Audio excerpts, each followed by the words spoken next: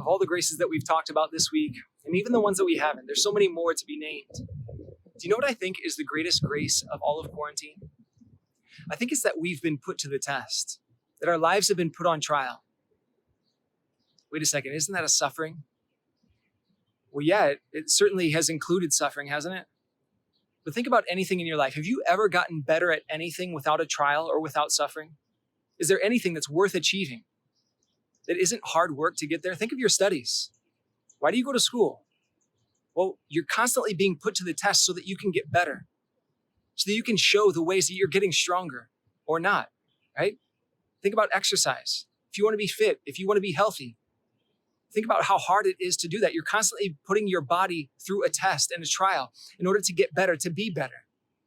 During this time of quarantine, we've been put to the test. Our lives have been put on trial so that we can get better. The Lord is using this. That's what graces are. Graces are God's gifts to us, the free gifts that he gives to us so that we can get better.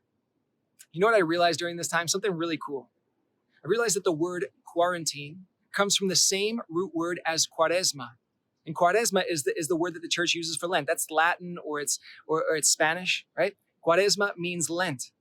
And the root of that word is cuarenta, which is 40, right? It means 40. And 40 is a biblical term. Remember in the scriptures when the Israelites left Egypt, when they left slavery and they were going into the promised land, and they went through the desert, how long were they in the desert? How long were they on trial? 40 years.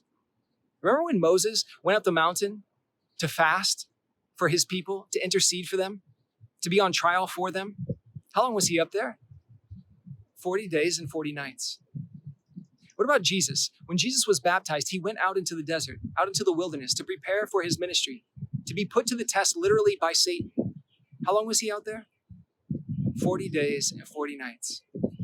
40 is this biblical number that always represents a time of trial, a time of testing, and a time to be alone with God. Everything in our life being stripped away. Weren't the Israelites stripped of everything in the desert? Wasn't Moses stripped of everything and just to be alone with the Father? Wasn't Jesus stripped of everything just to be alone with his Father, to spend time with him? His life was on trial, but he was there to get better. It was always a preparation for something more, for something new, for the next thing.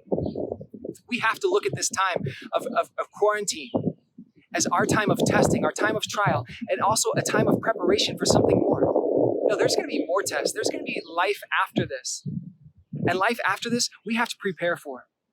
You know, I think about this time. I think we've put off so often. We've said, well, in good time, I'll do that.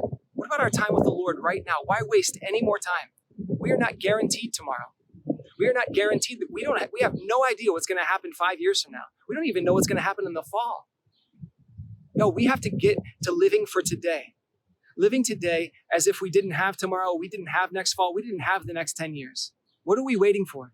Now is our time of trial. Now is our time of testing. Now is our time to be alone with the Lord, to prepare ourselves for whatever is coming next.